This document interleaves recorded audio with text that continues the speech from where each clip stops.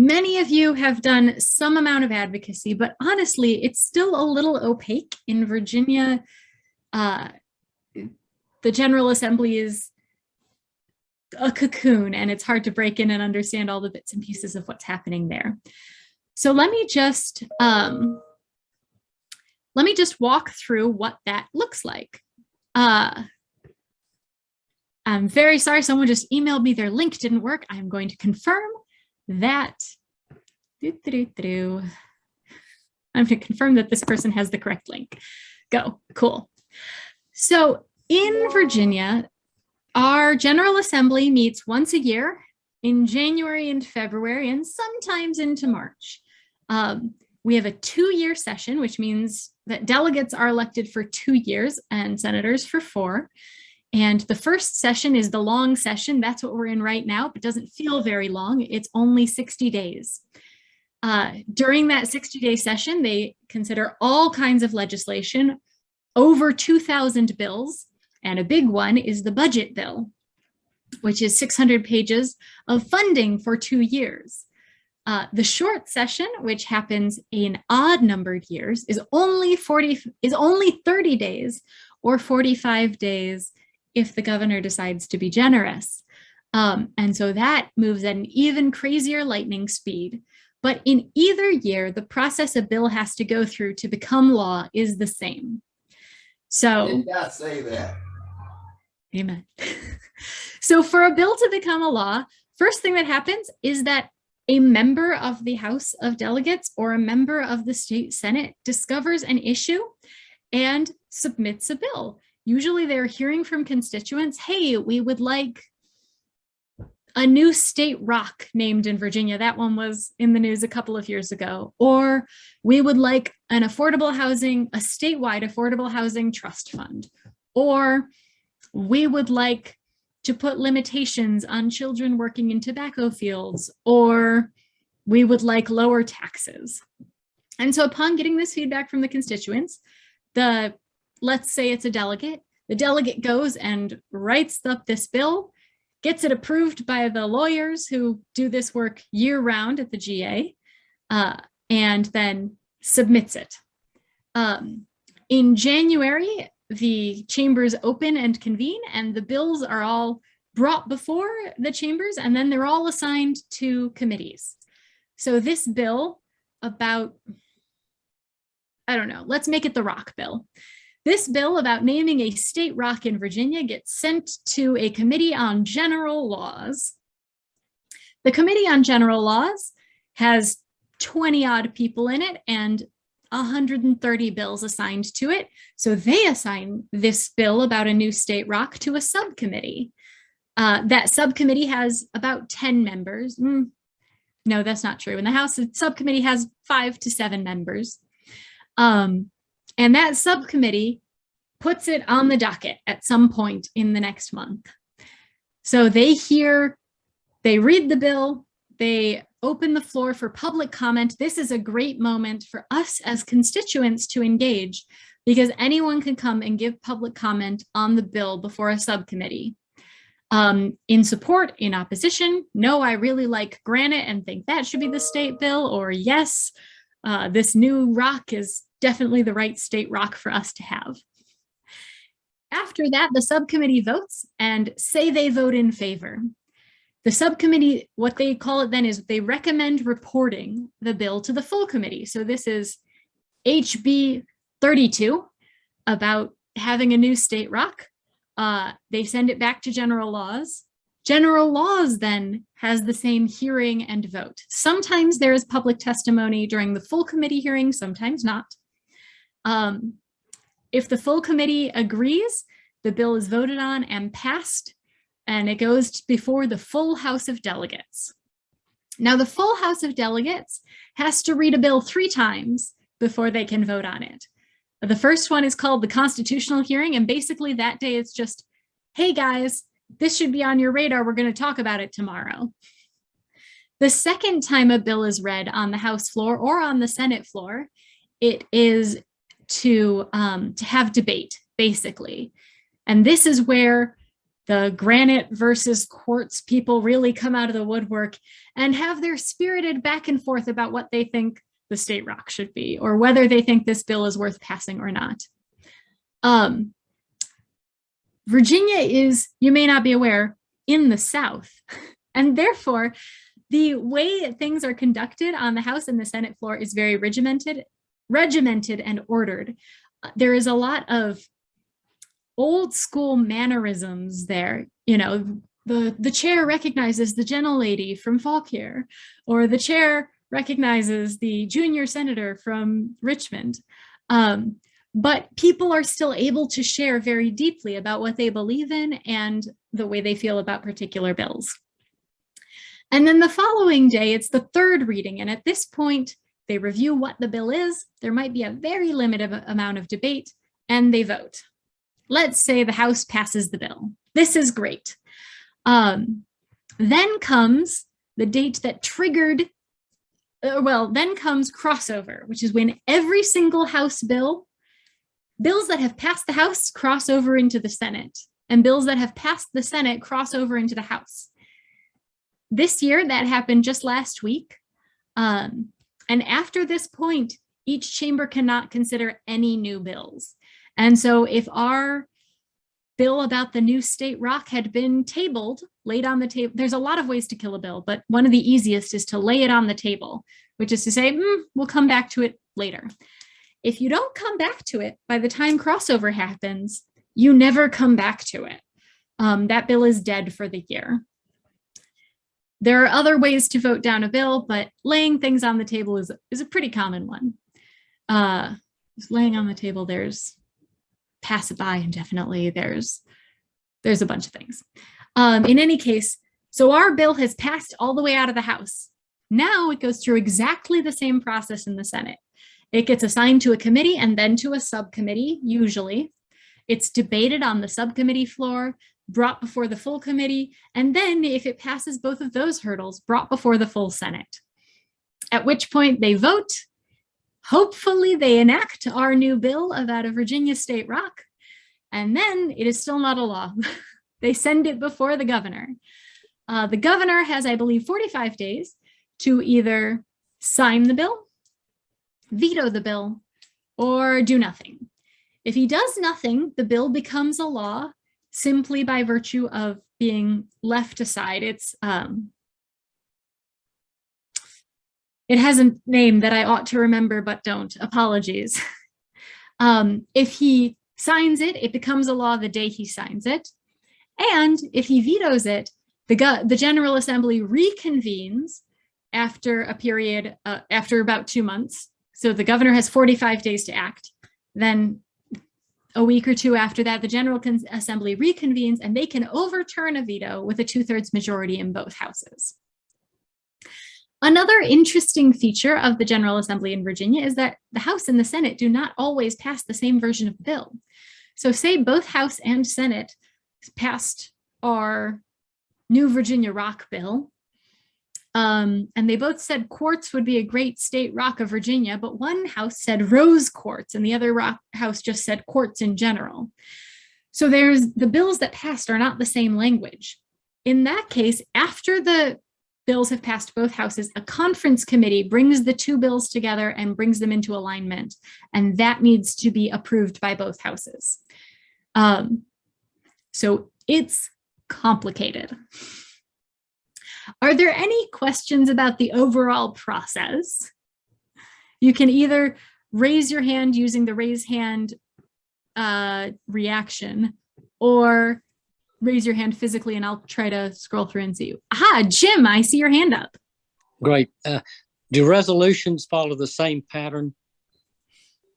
A House resolution? Yes, I'm pretty sure they do.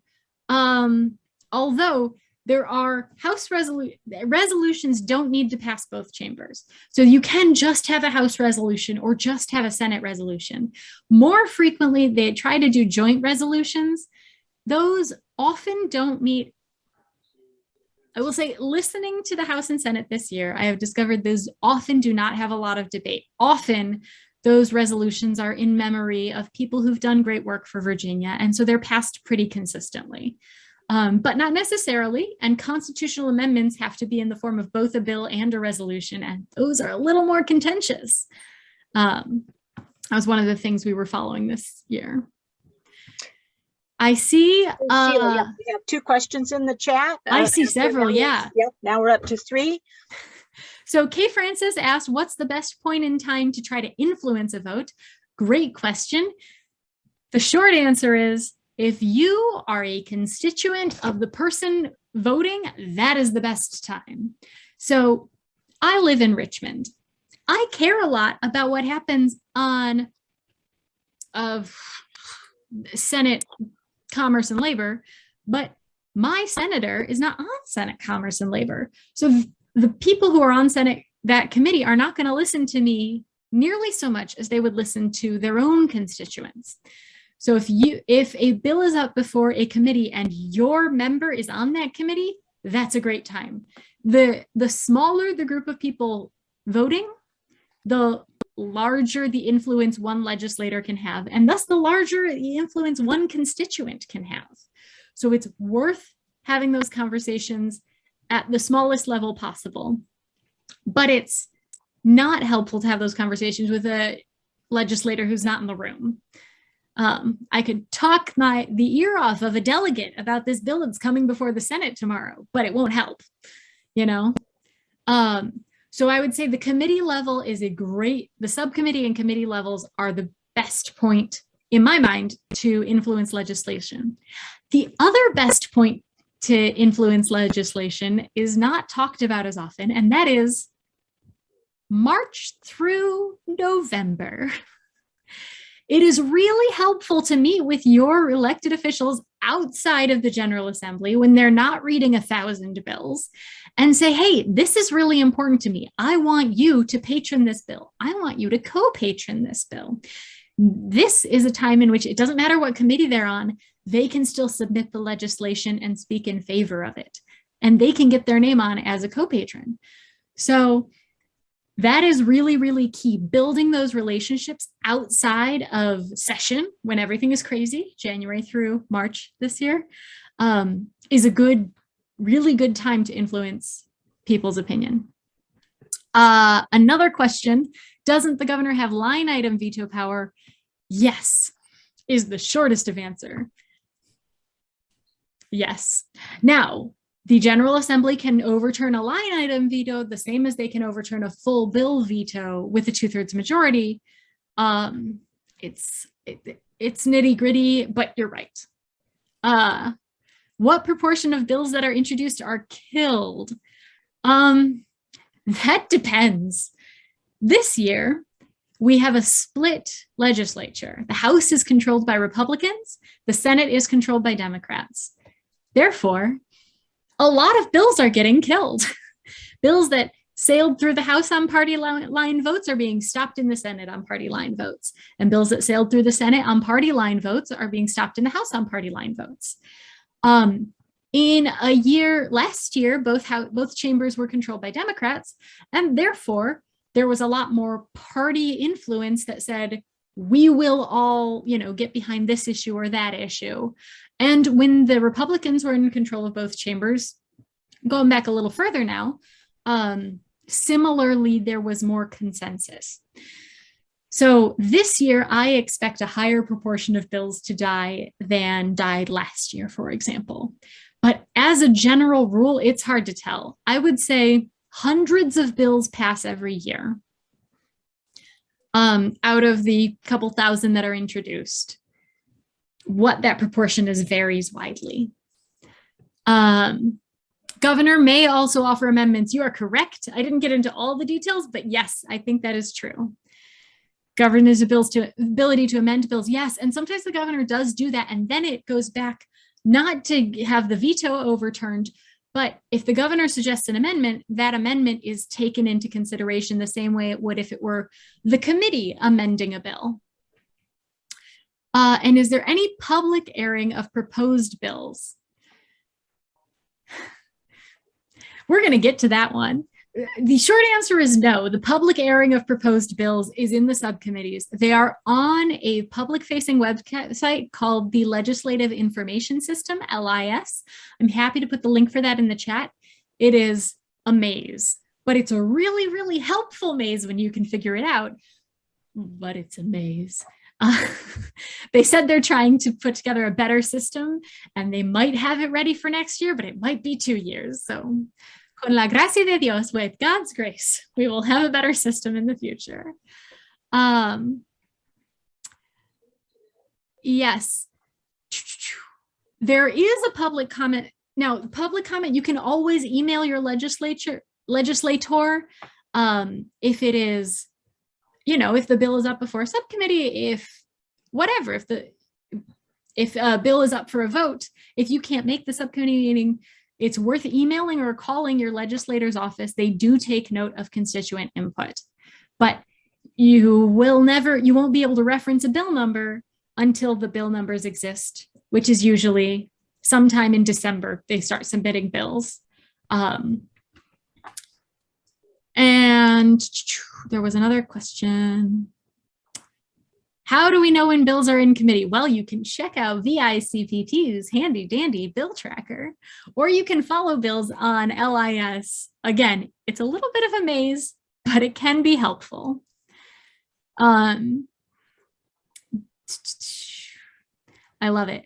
Another interesting thing there about public airing, because I did not touch quite as closely on the budget in my overview. So the budget does get a public airing. In December, there was a public comment period on what would you like to see in the governor's budget. Thank you very much, Aisha. Yep, bill tracker's in the chat. And I just updated it this afternoon, so it should be golden. For the budget, there is a public hearing about what would you like in the bill, but the budget is its own animal, because again, it's over 600 pages. There is the proposed budget by the outgoing governor. Then the incoming governor makes suggestions about amendments they'd like to see in the budget. And members of the legislature propose amendments that they would like to see in the budget. So there were literally hundreds of amendments this year. I think 600 amendments proposed this year to just the budget, which is one piece of legislation. For reference, normally there are maybe 2 amendments proposed to a particular piece of legislation in the State House. This is a crazy bill, but it does have a different kind of public input because you don't get to comment in subcommittees on the budget. You only have that public comment period before the governor releases the draft. So it's just a slightly different process. That is the overview of the legislative process. And I think I've answered all the questions I saw in the chat. I don't see anybody with their hand up at the moment. Or Deborah, is your hand up? Or was that just okay, lovely. So I'll move on to reviewing what are VICPP's legislative priorities. Hint, they're in the bill tracker. And how can we move forward on them this year? Actually, I'm going to screen share the bill tracker. I think that would be a nice, y'all don't need to keep looking at my face. So give me a moment because I don't want you to have to see the 20 odd tabs I have open at any given time. Here we go. Lovely. So we had 4 issue areas that were really important to VICPP this year: economic justice, criminal justice reform, health equity, and affordable housing. And then we had sort of a generic other category, included many things. Primary in our economic justice category was our push for paid sick days. If you've been involved in the VICPP network for very long, you have heard this before. Over 1 million workers in Virginia have 0 paid sick days. That's absurd. Especially with the pandemic, we saw how necessary paid sick days are. And so we were hopeful to get a standard. We've been pushing for a standard of 5 paid sick days for all employees for the last several years. This year, with the flipping party control, we didn't think that full standard had a chance. So we limited it to a standard that would either focus on healthcare providers or grocery and healthcare providers, and specifically home healthcare providers. You may recall we had a bill that provided paid sick days to customer-directed healthcare providers last year. This would have expanded to agency-directed home healthcare providers. We also had another bill that would provide paid sick leave to other healthcare workers and grocery store workers. So in the House of Delegates, both of those were killed in their subcommittee. Both of those bills, we had mirror images of the bills in the Senate, because that gives you 2 bites at the apple. That's a stronger strategy. So HB 1160 was healthcare workers and grocery store workers killed in subcommittee. And HB 997 was for agency-directed home healthcare workers, also killed in subcommittee. But the 2 Senate bills that mirror these, SB 352 and SB 624, passed the full Senate, one of them with bipartisan support, and we are waiting for subcommittee assignments in the House. They'll be in House Commerce and Energy. If they end up in the same subcommittee, Subcommittee 4, they'll probably die again, because that's a really tough battle. But we're gonna do what we can and keep our energy up on this. Our other smaller economic justice reform piece was about protecting farm workers. Kids under 18 in Virginia cannot buy a cigarette, but they can work in tobacco fields where they can get nicotine poisoning. So we wanted to stop that, or at least require parental permission for children working in tobacco fields. That unfortunately died in subcommittee as well. Onward to criminal justice reform. I'm just gonna, y'all gonna have to forgive me. Criminal justice, I mentioned constitutional amendments just briefly.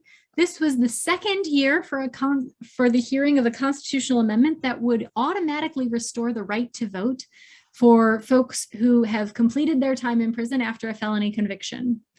Currently, they can apply for that right, but it's not automatically conferred. And so it's very much at the whim of whatever administration is in power. This constitutional amendment needs to pass the General Assembly twice, and then it goes before the voters. It passed last year with bipartisan support. This year, it had bipartisan support, but unfortunately, the House version was killed in subcommittee. That's such a bummer. I can talk more about it. It's so upsetting to me. They didn't let the Republican patrons speak. But anyway, the Senate version of that, so that's the House version of the constitutional amendment, killed in subcommittee. The Senate version of the constitutional amendment passed the Senate, again, with bipartisan support, but likely is going to go through the same process in the House and hit a wall. But of course, we'll keep pushing on it. Another big priority that we have, you've probably heard about it, is that VICPP wants to limit solitary confinement in Virginia prisons. The House version of this bill was unfortunately had some mistakes in the printed version of the bill. So that died in subcommittee because there were errors in the bill. However, the subcommittee seemed very interested in the idea. You know, the UN defines more than 15 days in solitary confinement as torture, and Virginia should not be torturing people. So they said they would keep an open mind when the Senate bill crossed over. And indeed, we've been working really closely with the chair of that subcommittee. We honestly think that Senate Bill 108 has a strong chance in the House of Delegates. And it should be up for a vote this Thursday. That'll probably get docketed. I'll probably get an email and I'll update this piece likely later tonight, because I'm pretty sure it'll be on the docket for Thursday morning, 7:30 in the morning. So if your representative is on Public Safety Subcommittee 2 in the House of Delegates, you should send them an email and tell them we should limit solitary confinement. Again, this is one point at which a constituent's voice is so powerful.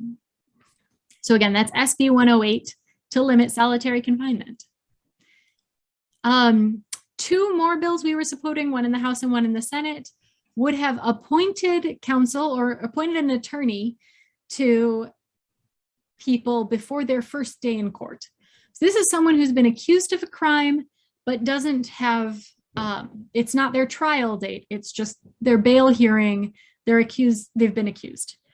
And people who have lawyers for that very first hearing often wind up on bail and therefore have time to work, support their families, come up with a better defense, and are often found innocent, are more frequently found innocent because they just had time to combine their resources. Sadly, both the House and the Senate versions of this bill died in committee.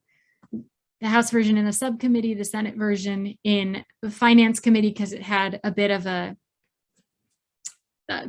money involvement, and it's harder to convince people to do things when it's going to cost them money. Shock of shocks.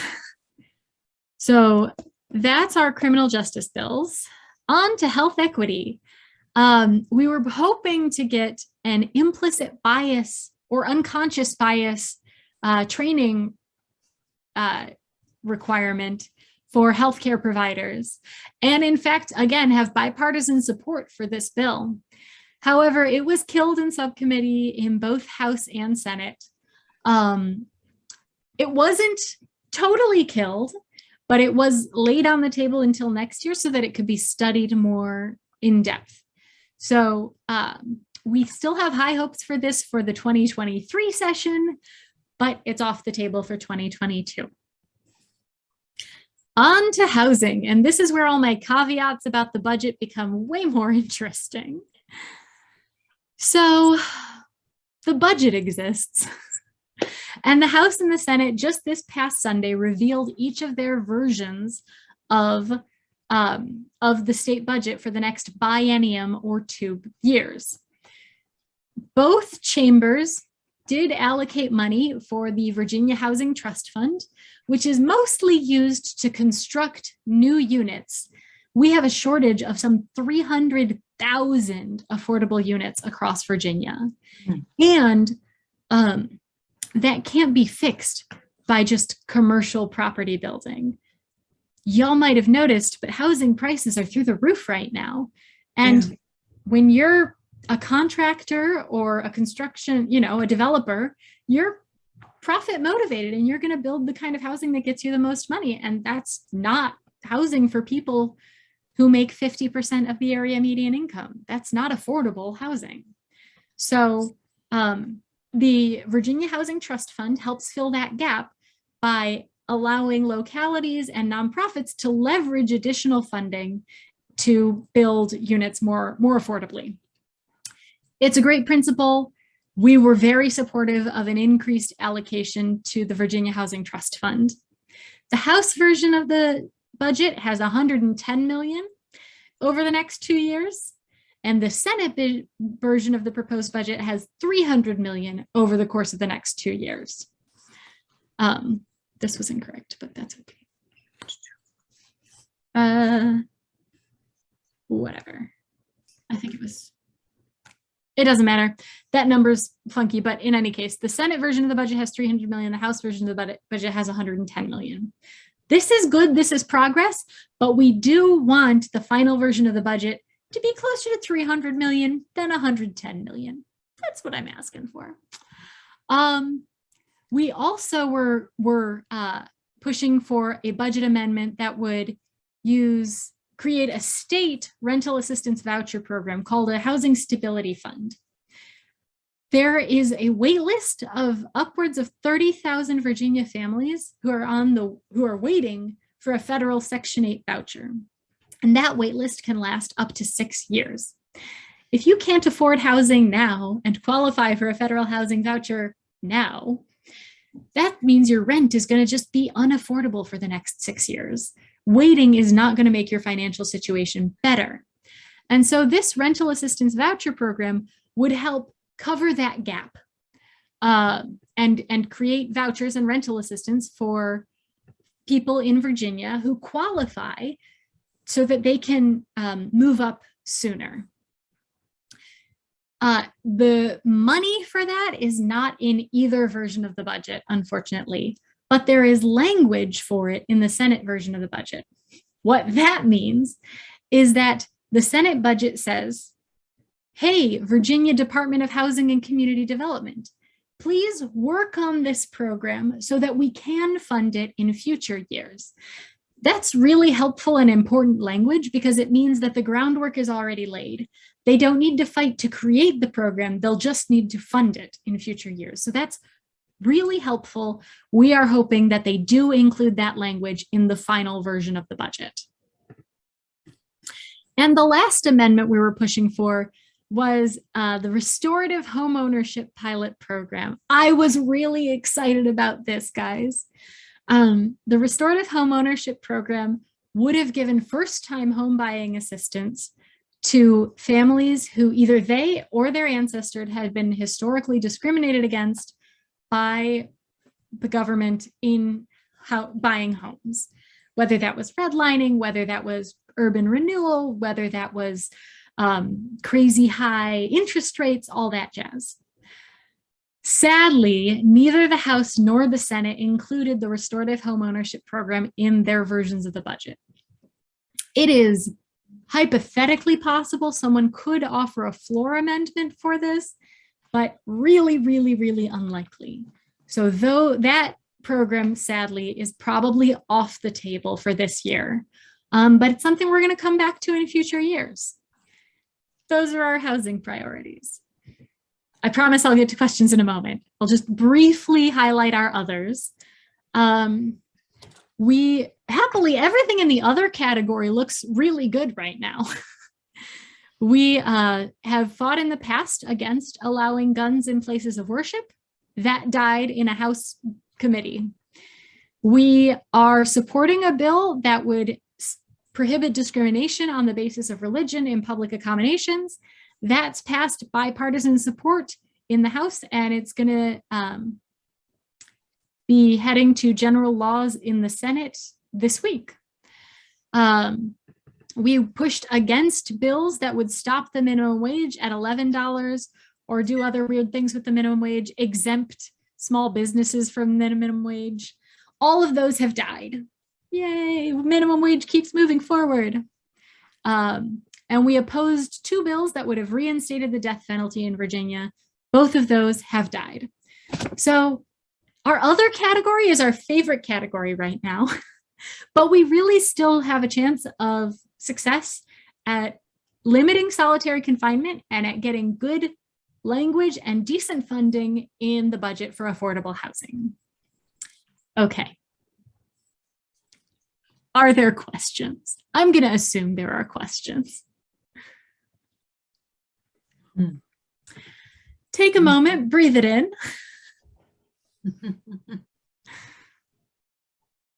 Okay. I'm very proud of myself. I covered all of our priorities. You did a great job. Thank you. Thank you. So can you recap for just a quick moment on what actions people could take at this point? What do we need to do now? Thank you. That is a great question. And Katie put essentially the same thing in the chat. Well done. The Methodists really know what's up. So most important things to do right now are keep an eye on your email because VICPP will be sending out action alerts if you live in districts that are going to be key votes on some of these issues.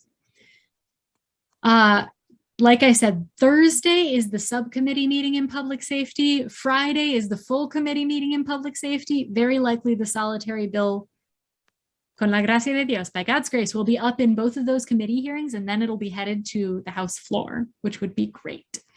So keep your eye on that. It is worth mentioning to your delegates that you do support limiting solitary confinement in anticipation of it heading to the floor. but you don't need to put a lot of effort into it because it's not at that stage yet. When it gets to that stage, we will send out an action alert. Another piece, if you have representatives on the Appropriations Committee in the House or the Finance and Appropriations Committee in the Senate, letting them know that you want to see robust funding for the Housing Trust Fund is helpful. They're going to, those two bills are likely to pass their respective chambers this week and then go to conference. So next week, we will know our conferees and we will be able to send out action alerts to folks in their district. But the conference committee, the folks who are going to, what's the word? Reconcile the two versions of the bill. Those folks are representing all of Virginia. So it's okay to email them, but more helpful if you're in their district. They like their voters' input. Those, I think, are the two most important things. Once the paid sick days gets assigned to a subcommittee, we'll also send out an action alert on that. If you'd like, it is worth sending an email if you've got a delegate on the Commerce and Energy Committee to say, I support paid sick days. I want this in a good subcommittee. It doesn't hurt. Okay, I see a great question. How do I know? How do I find out who's on committees and subcommittees? There are several different ways to do this. Most of them are not intuitive. The one that I find the most intuitive is there's an app in which I think it's called the Virginia General Assembly app. It's by Verizon, and you can look up a particular member and it'll tell you which committees they're on. The Virginia General Assembly website, which I believe someone put in the chat already, also has the list of committees. And it might have them by delegate too. It certainly has the list where you can look at the committee and then see who's on the committee. But I think you can click on a delegate's name or a senator's name for that matter, and it will tell you which committees they're on also. Aisha, can you help me confirm that and put that in the chat? That would be lovely. Thank you. And I'm going to go ahead and, beautiful. Thank you. Someone asked, should I write to a legislator if I wrote them when the bill was at an earlier stage? Thank you. Yes, if it is coming before that same legislator for another vote, yes, still worth writing. And you can acknowledge their vote at the earlier stage also. You can say, hey, I'm so glad you supported this in the subcommittee. Please continue to support it in the full committee.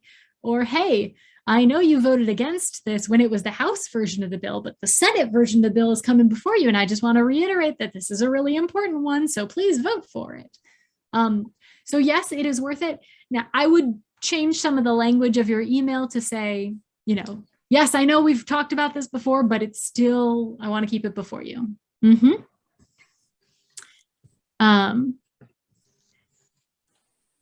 everyone know April is Arab American Heritage Month? I heard that passing the Senate. That's so cool. Yeah, so good stuff happening in April, including the reconvening of the General Assembly to look at governor vetoes. Doug, I see your hand up. Yes, please remember to say thank you whenever possible. Yes. If the delegate has done something good, like vote for a bill that we support or co-patroned a bill, say thank you and include the thank you as to moving to the next step. If they've done something good already, say we appreciate what you did. Please continue to support the passage of this bill. Absolutely. Yes, that also helps with the whole relationship thing we talked a little bit about. Like when you've got a good relationship, when you can say thank you and you've got that positive vibe going, it helps. Sometimes we're less consistent about sending the action alerts to say, oh, your senator did a really good vote yesterday, thank them. But it is a good thing to do. How do we track a bill that VICPP does not follow? Okay, So that is where LIS comes in. I'm going to share my screen and just do a tiny little LIS tutorial. Forgive me for the awkwardness. I'm not even going to do a tutorial. I'm just going to show you what it is and what it looks like. So this is lis.virginia.gov, Legislative Information Systems.virginia.gov. It's very helpful. The way you go is you hit bills and resolutions. You can look by category. So if you know, for example, the member who introduced it or which committee it's been sent to, those are really helpful. But I'm looking up our bill on solitary. So SB 108, go. And here it is. This tells you who the patron is, and you can look and see who the co-patron is, which is Jill Vogel in this case. All of the other folks who've signed on. Go back and you can see the full text of the bill, any financial impact statements, and you can see all the history. It was filed on January 6th, sent to this committee, here's the votes, sent to that committee, here's the votes, full Senate. And here it was sent to public safety. Guys, you are the first people to know this, but it was assigned to public safety subcommittee too, and will be on the agenda on Thursday at 7:30 in the morning. So that just happened today. It's 2:22. That's right. Happy Tuesday, everybody. So that's how you follow a bill. And if you want another one, up here on the top right, it says another bill. Say I want to look up HB 30. I wonder, oh, that was the budget. I was looking up the budget before. So I want to look up HB 30. That's the budget bill. It looks like there's not as much going on, but that's because the budget bill has its own website. If I click here, I will see a different website. Short answer, that's how you track a bill. Yes, y'all are awesome. Thank you. Like any other questions about the legislative process, where we stand this year, or next steps for this year? Lynn looks Gray like has a Lynn has her question. hand. Oh, thank you. Yes. Lynn, you need to unmute yourself. Does the LIS system then show who voted for it before? Yes. So you can click, it says the, voted, passed subcommittee 3, 6-2. And then you click those words and it'll tell you who voted yay and who voted nay. Yes. Great. Well, okay. I'm excited. I am glad y'all are engaged and have good questions. I want to make sure we have a little